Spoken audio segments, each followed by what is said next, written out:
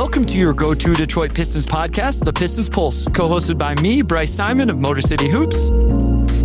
And Omari Sanko for the second, Pistons beat writer for the Detroit Free Press. I caught him. I knew I was going to catch him one of these times. I caught him sleeping today. It's playoff time. Omari's got his mind on other things, and rightfully We did so. 180 pods with the old intro, and now we got the shortened one. And, Finally caught you. That's a lot. That's a lot. We're switching things up late in the show. Today, we'll have Shawn Windsor on from the Detroit Free Press to talk Game 1 and a look ahead at Game 2. Obviously, guys, make sure you are reading all of Omari's work over on the Detroit Free Press. Make sure you're subscribed over there. Motor City Hoops Substack, completely free. I hit send as soon as the clock went to 0 on Sunday night. I think my notes probably will be better moving forward. I don't take great notes whenever I'm live and in person. I was in Detroit over the weekend. Thank you to Omari for letting me stay at the spot and sleep on the couch. Had some really nice food. We ate at Shields. I ate at Hobcat, obviously LCA, which always has really, really good food. And I want to shout out real quick here before we get going, Mike and Chris, who caught me at the airport on Monday morning. I was sitting there just waiting for my flight, and they came over and said, "What's up?" So hopefully they had safe travels wherever they were going on Monday. They said they were big supporters of the pod and really, really appreciate that. Also, make sure you're listening to Wes and Blake over on the Pin Down on the Detroit Bad Boys YouTube channel. I think Shawn, we're still figuring out his audio stuff right now, so we'll bring him in a second. Obviously, we'll get some great insights from him. He was there live on Sunday night. 0-2, let's just start with that game, right? I think going back to that game, talking about what happened in that game, and then we can start to look forward. We will have games 2 and 3 here over the next week. And then I believe we'll record on Sunday, probably Sunday morning, if I had to guess, after Game 3 with you down there in Orlando. But just your big picture thoughts. A Game 1 loss. Pistons fans know this by now. 101-112 to the Orlando Magic. Still can't get over the LCA playoff, whatever stuff. Maybe I'm bad luck, but your thoughts on that game, 0-2. Yeah, they just didn't come out with the disposition. I think that's a Dwayne Casey word he used, of that disposition that they needed to have. They looked like a team that hadn't played basketball in a week. Orlando looked like a team that still had their motor running extremely hot, coming off of the win over Charlotte. Just a big momentum builder for them, obviously, to come into the game. So it just felt like they were mismatched from the jump. Pistons down 18-5, and they tied it a couple of times and never were really out of it. Orlando never blew the game open. The Pistons just could not, it's like when you try to start a lawnmower, it felt like they could hit 100 at times, but most of the time they were somewhere between 85 and 95, which just wasn't enough against a revved up Orlando team. Shawn, we got you here now. What were your thoughts? You were there live at LCA. I know we talked about this a little bit, guys. There's a short little, I don't know what it ended up, guys, 5 minutes, 7 minutes, something like that. You can listen to on the podcast feed. All over Detroit Free Press, all of that. You can get our post-game thoughts from half court at the arena. But what were your big picture thoughts before we get into individual players and matchups and all of those things? That it's not rust. I think that's a disservice to Orlando and what we saw. I mean, we talked about this a little bit after the game. We talked about it maybe even at halftime. I can't remember, Bryce, but if you take a step back and you say, okay, who are the best 8 players in this series? Or to me, Orlando has 5 of them. The Pistons have 1. I mean, they have the best player, and maybe that'll ultimately make the difference. But this is, I think what we saw the other night was not a fluke. They made 10 threes. Orlando did. They make 11 on the year, per game on the year, right? So it wasn't some high shooting variance game. And I also know that although only scored 99 points, the Pistons are 101, I think, whatever it was. And I get they need to make shots, but to me, it was more of a defensive issue and getting stops and how they're going to get stops. Because if they get stops, then they're running. And then they're not in half court as much. And that solves at least some of the offensive issues. Guys, can I be honest? I would have guessed that 101 would win that game. I would have guessed going into this series that 101 points could get you 2 or 3 wins, maybe even 4 wins. I assume many of these games would play below 100 because of the style of play from both teams and how physical they are and all of that. Now, maybe that's a little crazy, but I think I'm with you, Shawn, in that, yes, the offense has to be better, and we will talk about that. But the defense, I know 112 isn't bad, But it just, to me, the biggest thing was, Omari, you alluded to this 2 different times. A Danish Jenkins 3, a Cade Cunningham 3 ties the game. And I think both times Orlando went on a 6-0, 8-0 run. Shawn, it just doesn't seem like they made Orlando uncomfortable enough or could get the stops when they really needed them. No, they didn't. And it's a small sample size. Again, we talked about this the other day. And JB Bickerstaff, I think he probably talked a little bit about that at practice, right? Omari, and he was, you asked him about Ausar Thompson. We can talk about that here in a sec. But trying to find the right lineup to balance the floor. He struggled to do that, right? I mean, and that's really what it came down to. There were a couple of lineups where I thought they were effective, but it's a small sample size. You're talking about 3-4 minutes on the floor together, right? But sometimes I think the numbers back this up, and we can talk about it again, but sometimes your eye test is what you need. And the fact is their starting group couldn't get stops. When Tobias Harris and Duncan Robinson were on the floor, they couldn't get stopped the whole game, right? It didn't really matter who else was out there with them. If those two were on the floor together, they were compromised defensively. And that's an issue. I do want to talk about this real quick because then we'll spend the rest of the episode talking about the Pistons. But Go Blue 7 says Magic was one of the play-in teams I didn't want. Fully healthy, they are more like a 5 seed. I want to be clear. I'm not trying to make an excuse for the Detroit Pistons. They're a 60-win, 1 seed that should win their first round series. And I think as long as they show up on Wednesday and win that game and take care of business, they're going to still win this series. But I do think we should at least address this and talk about it a little bit. I went back and looked at my preseason predictions for the standings in the Eastern Conference. I had Orlando 3, guys. I had them only behind Cleveland and New York. Their over-under was 50.5, and I took their over. Now, I may not know what I'm talking about. That very much what may well be the case. But this team, healthy O2, is a very good basketball team, and healthy and connected and playing the way they did in game 1 is a very, very, very good 8 seed. And I made this argument over on Game Theory. If they were to beat the Pistons, I think they would give Cleveland all they wanted in a semifinal matchup as well and have a chance to come out of that series also. So I just thought we should speak on that. O2, any thoughts just on what this Orlando team is right now, considering they are healthy? Yeah, obviously people had them coming into the season much higher than the 8th seed. I think some even saw them potentially being a dark horse contender coming out of the East. I think last season, their biggest takeaway coming out of the playoffs was that they couldn't get it done in the half court, and they went and got Desmond Bane. And, I think we see the results of having 3 guys on the floor, Paolo, Bane, and then Franz in a playoff setting is that it's just multiple guys who could go and get you a bucket. And that typically is not typical of an 8 seed to have 3 guys that on some level you have to worry about, being able to catch fire and be hard to stop in those moments. Which in the first half, it was Paolo. And then in the fourth quarter, it was Franz. Desmond Bane didn't even have a good game.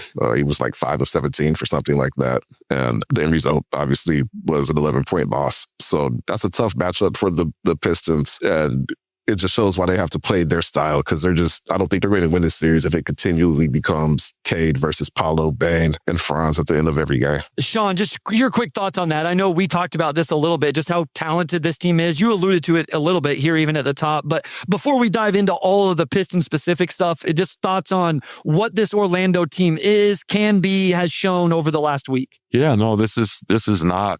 I'm with you. It's not an excuse. This wouldn't be Denver beating Seattle or even Golden State beating Dallas. Wasn't that an A1 upset? It was. Yep. Baron Davis. I don't even think it would be that. That was more the characteristics of those teams and maybe the matchup. Although I think there are a couple of things going on here. Was it Magic that said they're healthy? They're a 5 seed. If they're healthy, they might be a 3 seed. I don't even think I think it's a top 3 team in theory. And to your point the other night, Bryce, they thought the reason they gave up so many draft picks was because they thought they had a chance to get to the finals, right? Now you can say, okay, well, what does that front office know? But they built a pretty good program. So I think it's a talented team that's for whatever reason finding itself, and it's also not a good matchup. So it's both, and that's a worrisome combo. The only other team in the East, to me, that would look, they'd take away the thing that Detroit's best at. What were the points of the paint the other night, Omari? Like 54 to 34, I want to say. 34. Something like that, yeah. They lost by 20, right? Yeah, right. They take out the best part of what Detroit does, and that's a problem. And the only other team that can come close to that, and they maybe in a slightly different way, is Cleveland. In terms of rim protection in the East, and that's they're going to have to figure that out.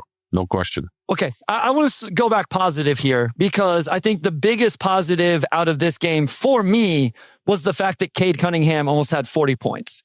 And some people may say, well, Cade Cunningham had 40 points and you lost. Like, yes, but the fact that Cade had 40 points, 39 on 27 shots, he got to the free throw line 11 times. We can talk about some of the other stuff, but the fact he looked that comfortable, the fact he was able to play 40 minutes in this game, Shawn, coming off the collapsed lung. To me, that is the biggest positive for them, is that he looked comfortable and was effective even in what was a frustrating game one loss. What did you see from Cade, either offensively, defensively, moving forward? Especially as the game wore on. Yeah, he looked like himself, and he was reasonably efficient, right? I think he was one shot away from shooting 50% from the field. Correct. Overall. Yep.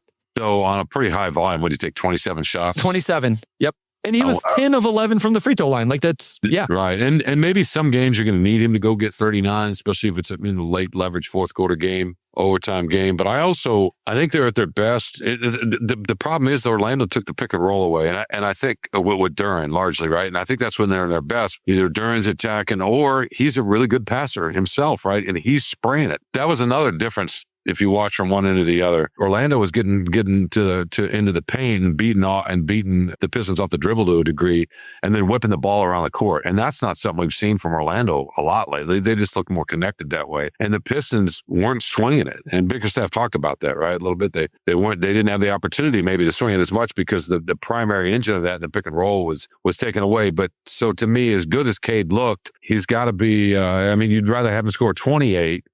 And then find a way to have 10 assists, 11 assists, because I think that ups the energy and the connectedness overall offensively. O2, just your thoughts on Cade. I know the chat, and I understand people want us to talk about Jalen Duren. They want to talk about the Ausar minutes. We're going to talk about all of it, guys. I promise. But I did want to get this out of the way first because I do think it's an important positive. Or maybe you have a different take on Cade dropping 39 in this game. Just your thoughts on how Cunningham played, O2. Yeah, he got better as the game went on. 16 points in that fourth quarter. It was almost like he was too good with him, just scoring the ball himself. Like Shawn said, it would have been better probably if more guys were in rhythm, but it just didn't play out that way for the Pistons. But Cade was great. He did everything he needed to do in that second half after a little bit of a shaky first half. And given that he did say last week that he didn't quite feel 100 after missing 3 weeks, he looked 100% in the second half, especially in that fourth quarter. And if nothing else, I think that bodes well for game two. You have Cade just getting the rest of the team going. Okay, I know it's a little earlier than what we normally do, but let's take a break right here because this will be a nice transition into, I think, the two biggest things we need to talk about, which is Jalen Duren and Ausar Thompson. We'll talk about those two guys' game one performances and what we're looking for in game two and beyond right after this.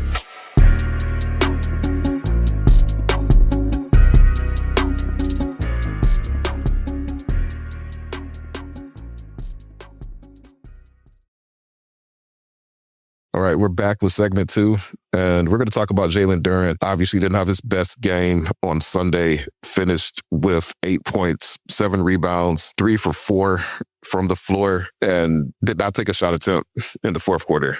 So Orlando completely took Duren away. They collapsed the paint. They didn't let him get open, get comfortable, for alley-oops, any of that sort. Shawn, what stuck out most about how Orlando handled Duren and the Pistons' inability to respond? Well, there are a couple issues. I think the offense got to his defense, and I don't think we've seen that in a while. The defensive effort we saw the other night, maybe I don't want to use the word effort, the defensive focus, how about that? Would look like last season's Jalen Duren, right? Many times he get beat back door. There were issues in switches and coverages and so forth. There wasn't any intensity, and I think it got more pronounced as the game went on because he was kind of taken out on one end of the floor. Really, right? The point per possession on the pick and roll, I want to say, was around 0.5. Right? That's just not. With him and Cunningham, that's not going to work. Wild. That's wild. It is wild. Here's the other thing. The Bickerstaff talked about it at practice, right, Omari, that they want to get him get him the ball in other spots because he's capable. He can put the ball on the floor, even if it's not to get all the way to the rim, but to collapse a little bit and then kick out. And I would bet they'll encourage him to do that a little bit too, right? The inside out three is still the best three. And a lot of times that ball is going to the corner. You know, he sees that well, but I also think, okay, fine, he can get the ball in better spots. They're doubling him. Suggs was cheating in. You know, he broke up that lob early in the game, right? Suggs did after the screen with Cunningham, and he's going to do that. He's going to play some free safety. But I also think at some point there just needs to be. Look, I'm not saying he's Shaq, but there's got to be. I'm the biggest, baddest dude out here, and I'm going to go down there and get to the free throw line because I can shoot free throws and attack. That's got to be on him a little bit as well. Yeah, I respect Wendell Carter Jr. in this league as a quality big man. I've always really appreciated Goga Bitadze as a backup big. I thought this was a major positive advantage for the Detroit Pistons going into this series, guys. I did not think there would be a game where Jalen Duren and Isaiah Stewart got outplayed and got outproduced by Wendell Carter Jr. and Goga Bitadze. And again, that's no, I'm not trying to throw shade at those guys. I think they're very good basketball players. But quite frankly, Jalen Duren is an all-star. Jalen Duren is going to get all NBA votes. Jalen Duren is going to get most improved votes. Isaiah Stewart was being talked about as the sixth man of the year until he missed so many games. And so it is game one. I'm not making overwhelming proclamations or declarations or whatever Asians here, but he's got to be more assertive. He's got to be more aggressive. And 0-2, one of the things I thought was a quote unquote silver lining coming out of the Cade injury was they just ran offense straight up through Jalen Duren. You know, Shawn, like you said, they threw him the ball. I think Larry in the comments made the comment, they just threw him the ball at the top of the key and they said, go isolate and get a bucket. I want to see more of those 0-2, straight up, even with Cade on the court. Because you know who they're not going to help off of in the weak side corner or the strong side corner? Cade Cunningham. So what do you expect here? Let's transition the JD conversation into a little bit of what we expect to see in game two.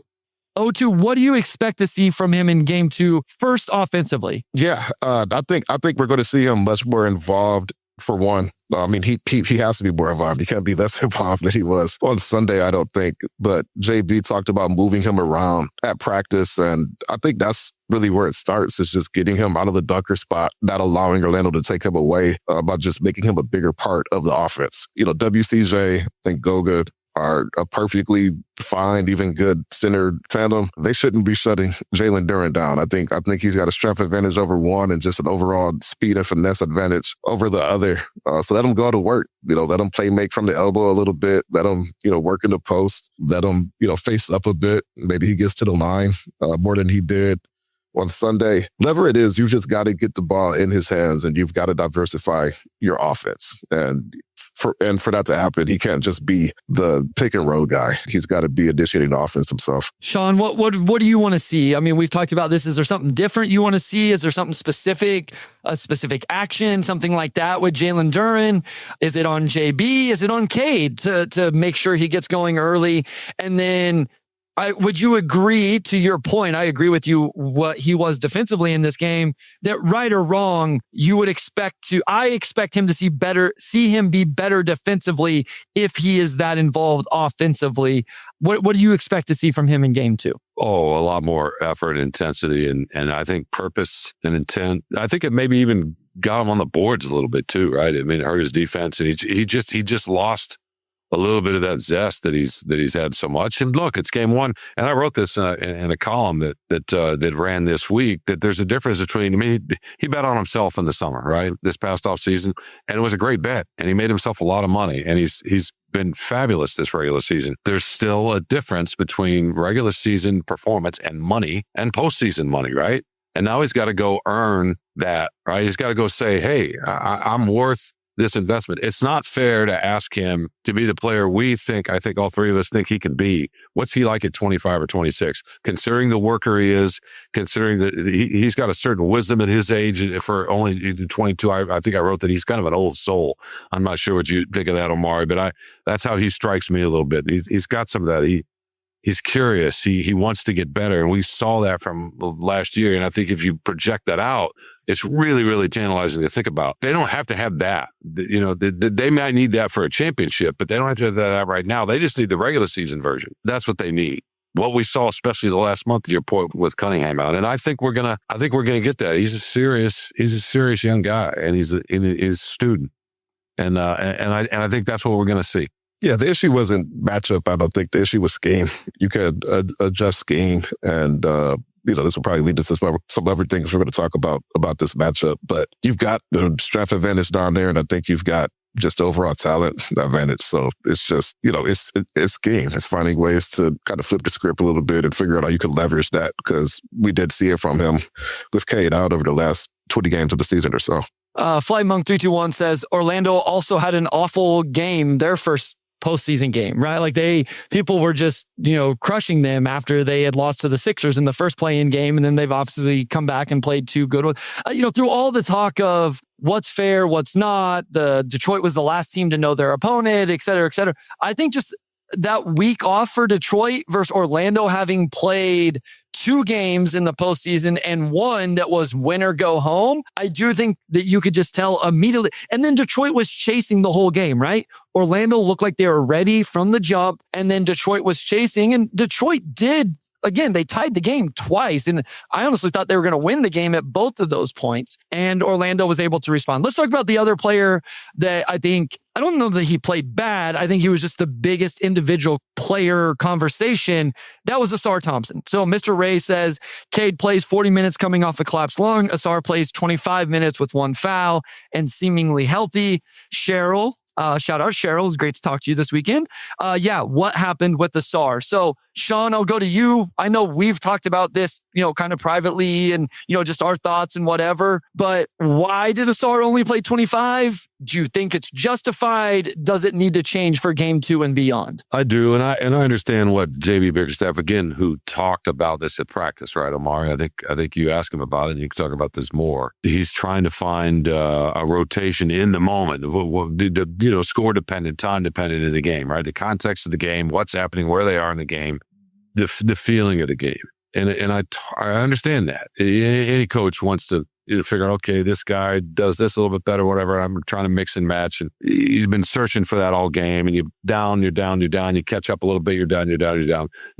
Yes, I get trying to coach in that moment. However, at some point, don't you just have to say, our offense, obviously the defense is better with him out there and what he does, and just the crazy, ridiculous stuff that only he does at this point in the NBA. Only he does. They're better with him offensively. The numbers back that up the whole year. Their rating is better when he's on the floor than when he's off. So at what point, and a lot of people make that, not you guys, but a lot of people make that mistake because he can't shoot, but he's important to them offensively, right? And there are ways for that to take advantage of it. At what point does the coaching staff just lean into, this is who we are? That's fine. We need to get some buckets, but we also need to get stops, and that's our identity. And maybe those stops will lead to buckets. O2, I know this was one of your major points when we were standing there at half court on Sunday night after the game. You kept talking about, playing 18 more minutes. First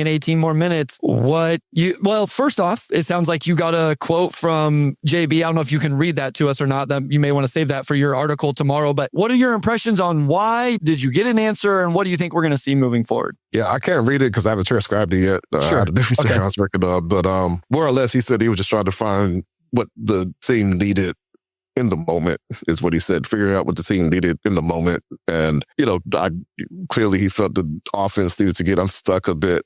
He had talked about pairing Dennis and Cade together a bit.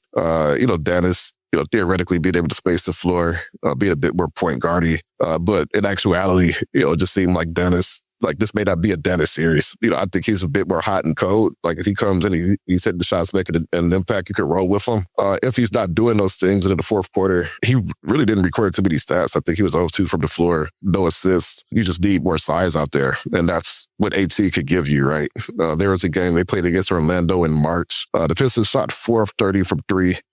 And won that game because they just completely shut down Orlando in the second half. And so much of that was just AT trading havoc every moment he was out there. He played 6 minutes in the third quarter on Sunday. He played 3 in the fourth quarter. Orlando hit their first 6 shots. They went 9 for 10. There were some difficult makes in there, but the bigger issue was just that the Pistons were not bothering them. And it felt like a lineup with both Dennis and Duncan was just too small to deal with in the Orlando lineups that have both Paolo and Franz. We didn't see much of Kevin Huerter late. We didn't see much of LeVert late, but we especially didn't see AT late. And just based on what we've seen from these two teams throughout the season, a lot of the reason why they've been able to prevail is because of that disruption that AT brings. So I don't know what shakes out rotation-wise, but you look at the minute dispersion from that last game, and it's just tough to see why Ausar is like sixth on the team in minutes played, especially in a game where Paolo and Franz are pretty much getting what they want. So I don't think there's any question what Ausar does for this team defensively. And we will come back to this because I do want to talk the matchup stuff. But I do want to go to the other end because I think there are answers to how Orlando is guarding him. And to Wes's point, it's not like this is the first time after an 82-game regular season that another team decided they weren't going to guard Ausar in the strong side corner or the weak side corner, or we're going to, really help off of him. Now, the difference here is Jalen Suggs is probably about as good as it is whenever it comes to doing that. Like, he's just incredible in that role. But they had 82 games of the regular season, Shawn, knowing that Ausar Thompson was not going to make threes in the playoffs, right? Like, at no point during this season was there an indicator. Ron Holland's a little bit different, right? Like, maybe they thought Ron was going to be able to knock down shots enough that teams wouldn't just play off of him. If they do not have that answer, that is a flaw, not for this series. That's a flaw that goes back to the regular season of not putting him in actions to take advantage of that, not using him in gets and DHOs, not in showing him the offensive rebound opportunities, the cutting opportunities, using him in a ball screen situation. There are ways to combat this. I didn't think they did it enough. Would you agree that, I think you do, because you've already made the point that offensively, they're just as good with him as without him, but I don't think he's bad on offense is an excuse you can use to not play Ausar Thompson in this series. I don't think that's I don't think you can do that. No, it's just, and I think that's what's frustrating to a lot of folks. I go back to the, I don't know, I'm trying to remember what month it was. Omari was there. Sure. When they went to Cleveland, Donovan Mitchell didn't play, but James Harden, it was the one time they faced James Harden and they were down. It was a little bit like the other night, not for the same reasons, not as physical, but they got back into the game and had a chance to win at the end of the game because Ausar Thompson came in and completely changed everything. And how many times do you have to see that, right? I get that sometimes, look, he's not perfect, right? He's going to make mistakes, and Bickerstaff's trying to coach him hard. And like when he pulled him after in the Spurs game in Detroit, he didn't like, did he miss a switch, Omari? I can't remember. And he didn't like his body language. He didn't like his reaction. He ended up benching him. So there's some coaching going on there, and I totally respect that, but not in the playoffs. So that's what you do. That's what you do in the regular season. You just got to lean into this unique force, and we can say, okay, maybe Duren is their second best player overall, but Thompson might be their second most important. I mean, you know what I mean? If not, it's a toss up with Duren, and he just does too much. Omari, you mentioned they beat Orlando going 4 for 30. That's because I remember that game, right? That's because they get swaggy swag, right? That's how they win, and that's how. I mean, look, it's harder to study. It's harder to put numbers to that. Although there are numbers for everything, but the numbers back that up too. There's something with the way they play, the way he brings. I mean, right? Even Kevin Huerter brings that a little bit right now. And the numbers showed that from the other night, right? That's what they got to lean into more than anything else. Okay, here's what I want to talk about next is Isaiah Stewart. So Wes brings up, is it too extreme to suggest more Ausar Thompson, Isaiah Stewart, Jalen Duren minutes? And I think that will lean us into kind of the matchup question that Orlando uniquely presents to the Pistons. And I want to talk about that. But I do want to go to break here. So 0-2, when we come back, let's talk about Isaiah Stewart at the 4. And if some two big combinations, even with Ausar Thompson also on the court, makes sense for this team. We'll get into that and everything else right after this.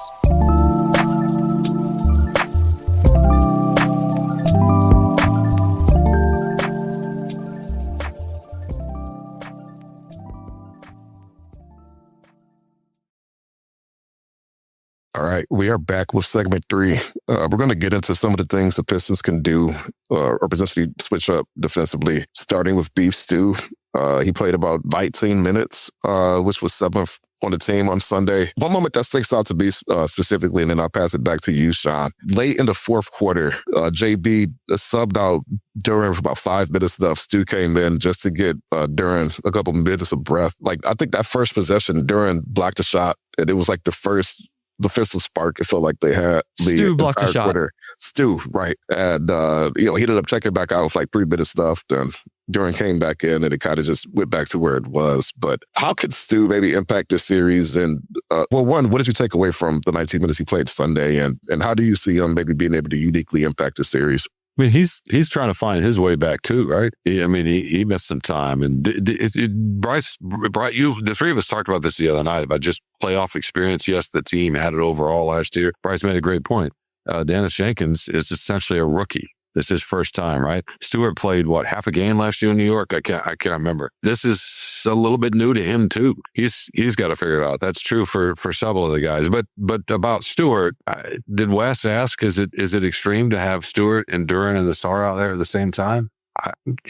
No, it's not. Muck it up. Muck it up, right? Can Stewart hit a 3? Maybe he hits a 3. Maybe he hits 2 threes. I mean, he's probably not going to hit 2 threes every game, but he can score a little bit around the rim. That works if Duren is Duren who's been Duren all season. Then that's absolutely works because Stewart can space it a little bit. And then you got, it depends on who your 2 guard is. I mean, I know JB probably want Duncan at that point for spacing, but what if you say you leaned into Herder? right there and said, okay, Cade, this is all going to be defense. I mean, I'd just be curious to see what that would look like. We saw that a little bit the other night with that in the second quarter, right? When they had Green, and I guess they didn't have Duren out there. It was just Stewart and Thompson and Green and Herder and Cunningham. And that was their best lineup. By the way, it was a 33 defensive rating. I know it was only for 4 minutes, but because they've turned them over almost every possession. You remember that? You remember that stretch? It was like a 4-minute stretch of chaos that they created. Okay. I want to do I don't think we're going to see a starting lineup change, at least not yet. Maybe we get deeper into it or something. I assume we don't at all. But I do want to talk about matchups because I will say this was more of an Ausar thing to me, but Larry brings up an interesting point. Tobias can't check Paolo or Franz. Give Ausar some time checking both. I think that's a fair sentiment. Here is my, I guess I will call it pushback. And this was my pushback to some national media members essentially calling out Ausar Thompson for not taking the Paolo matchup.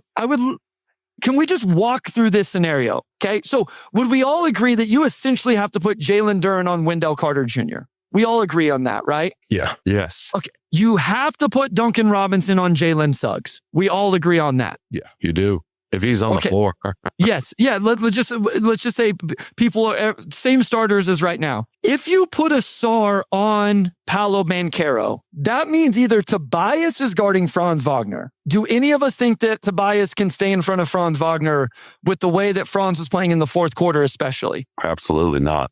0-2? I don't think so either. So then you're going to put Tobias on Desmond Bane and have him chasing him off all of these screens? Or let's even say you think that Tobias can guard Franz Wagner, right?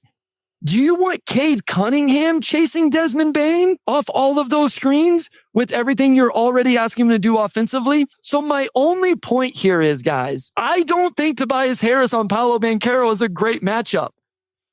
I think it's their only choice with this starting lineup, O2. Do you agree, or do you think, am I missing something? Maybe I'm missing something. No, I agree.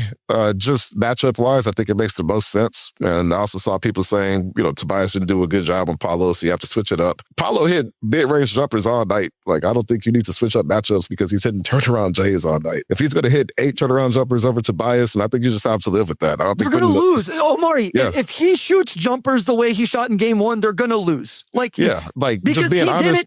He didn't do that. I tweeted it out. I looked up the synergy numbers. He was like 36% on 2-point jumpers this season. If he shoots 60%, they're probably going to lose. Yeah, it is what it is at that point. I don't think Ausar is just inherently more equipped to take away Paolo's fall-away jumpers like Kobe Bryant all night. That's it is what it is. Paolo's a good player. He's going to knock down tough shots. I think Bane, having as poor of a night as he had, was big for him, honestly, because the thing is, he's their most lethal 3-point shooter by a pretty substantial margin. And if you take that away and it's just an interior game at that point, then it's just the Pistons having to outdog them on the interior. And they did that throughout the season. They didn't do it on Sunday, but they are capable of winning that interior physicality battle. And that's where it's going to be. But I don't think you watch Paolo play the game he played Sunday and that's a matchup issue that we have to adjust. Tobias matches up with him, size-wise, strength-wise. Like if those are the shots he's going to hit, then he just hits those shots. But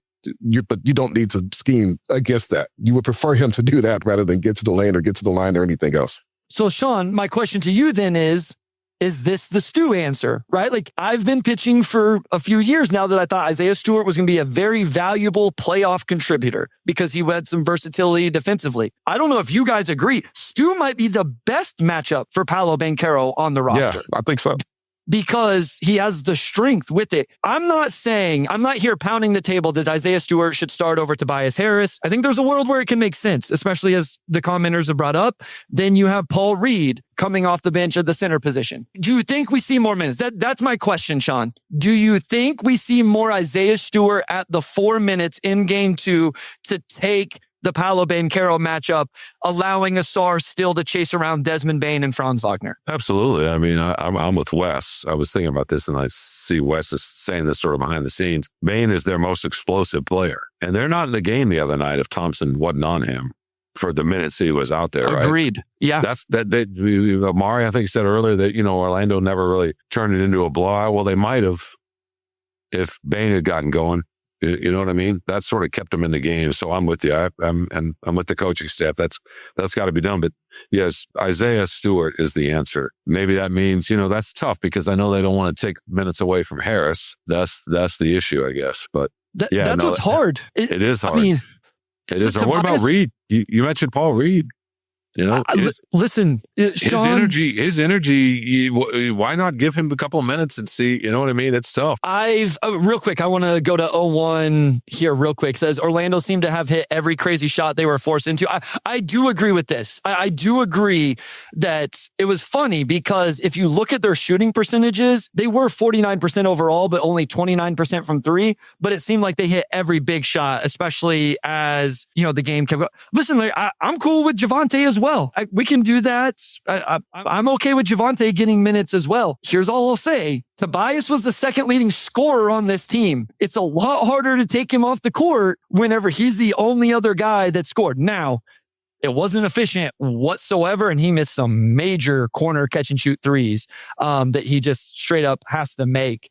But back to you on Paul Reed, Shawn. I've been saying all year, like when it was, JB's going to play Karis over Danis Jenkins, which he didn't in game 1 for all of those people that didn't want to see Karis LeVert, even though I thought Karis LeVert played okay. I always felt like Paul Reed was the guy that got left out of those conversations. It's like, why is that guy not earned some minutes in the playoffs? So you talk about leaning into your identity. Is he not the identity, as that come in, havoc, deflections, all of that? 10 minutes, Shawn? Maybe we get 10 minutes of Paul Reed at least? Absolutely, especially when Duren's having a night. Now, he stayed with Duren, and I don't blame him because he's 22 years old, and he knows he needs him to win the series, right? And maybe you're not looking to teach him a lesson in game 1. And this is his first time going into the playoffs. I'm talking about Jalen Duren as with the responsibility of, hey, I'm the secondary offensive hub right now for this team. And I'm the second leading scorer. And that's a very, very different way to enter the playoffs than he did a year ago in New York, where he was going, coming off of 10, 11 points a game or whatever. And the psychology of all that. So I totally understand why Bickerstaff gave him as much run as he did the other night and try to let him. Yeah. You're not looking to make a point. This isn't February. Yeah. So, so you don't want it to come at Duren's expense, but you do want, why not? Reed just has some magic about him. No pun intended. No, he really does. I mean, I enjoy the Paul Reed minutes. I would, we always talk about playoff rotations, and the closer we got to it, I'm like, I don't think JB can pick a 7 or 8. I don't think you can do it. Like, there's too many options to truly pick that. Lean into what you did in the regular. I think, Shawn, I don't want to put words or ideas that you don't mean, but I think this is your point of just be who you were in the regular season. And that is Javonte Green coming in, causing havoc off the ball and knocking down a couple corner threes. That is Paul Reed coming in and getting a couple deflections and an offensive rebound and maybe knocking down a mid-range jumper. I just think that that's who you are. And I don't think this is Shawn's point, but he says Bryce is smart enough to know this is not a playoff roster. Hopefully Trajan can catch up. What I agree with is this is the roster they chose at the deadline, right, Shawn? So play it the way you kept it. No, for sure. And this whole idea that they're a try-hard team, that's why they won. That undersells how good they've been defensively and the chaos they create. There are plenty of other teams that means every other team in the league isn't trying all year, which is just, it's a lazy, simplistic narrative. I'm sorry. It drives me crazy. But they have to be who they are. We saw that in stretches, Green hit in the corner. I don't think he hit a corner three the other night, but how many times did he poke the ball away, right? They came in and we saw little flashes of who they are. Is that sustainable for 48 minutes? No, probably not. By the way, did somebody just say, is this a playoff? This isn't a playoff roster? Aren't they in the playoffs? Yeah. Yeah, listen. It has flaws. We all it's not a championship roster. Correct. Yeah, it has its flaws, and those showed up, extreme in game one. So, all right, 0-2. We got another 5 minutes here. So, what other storylines? We haven't talked a lot about Danis Jenkins. Duncan Robinson was in foul trouble in this game and didn't, at certain times. Ron, any other thoughts? Karras only playing 4 minutes. I was going to say Karras. I tweeted this to some controversy yesterday, but I really did feel like it was a game where they could have used some more Karras. He only played 4 minutes, but he knocked out a three-pointer. And I thought he had a couple of good defensive possessions on Franz in that stretch, too.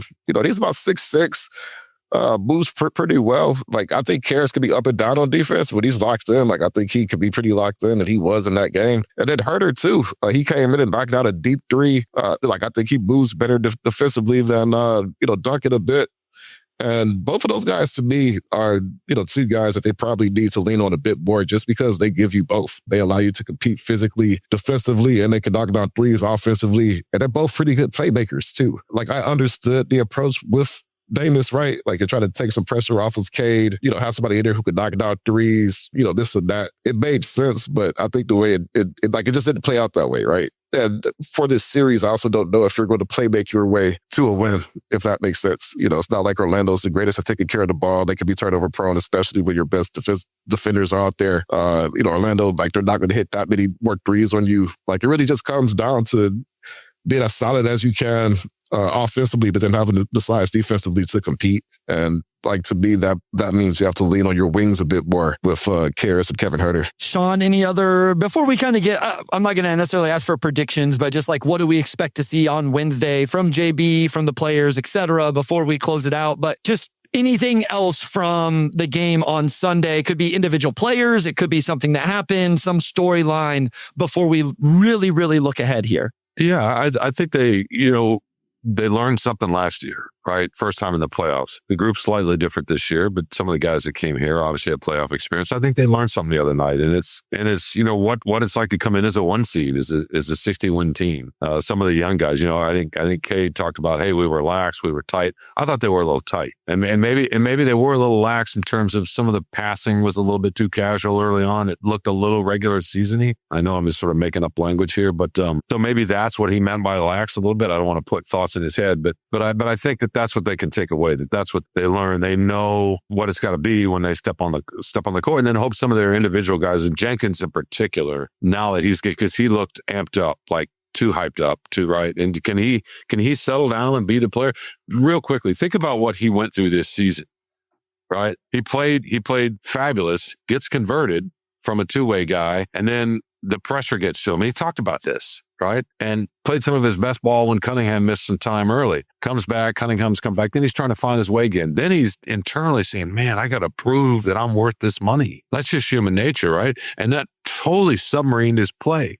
He finally crawls his way out of that, and then Cunningham goes again, and all of a sudden he's playing really, really well for the last month of the season. So the fact that he did that and went through that and obviously got help from the coaching staff and encouragement from his teammates and that sort of thing.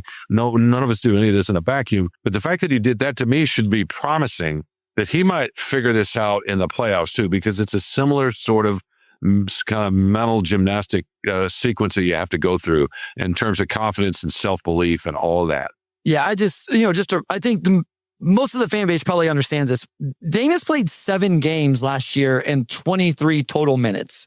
I mean, and so when I realize he played 1,500 minutes or something in the G League, I get it. I realize he's not actually a rookie. I fully understand that. But I do think it's important to reiterate, he played 1,500 minutes this year, and this was the first real time.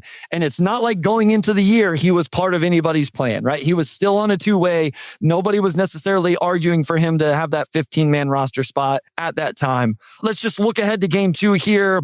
We don't have to go beyond that.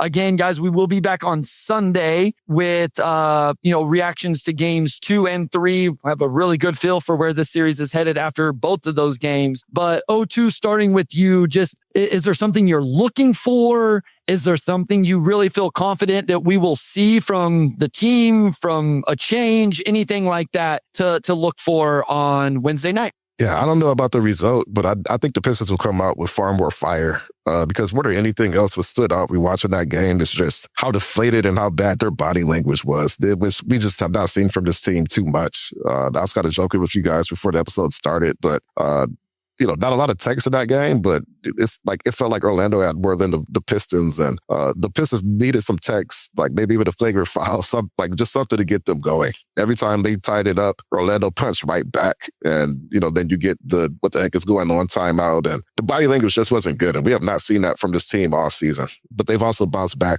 I think, really well.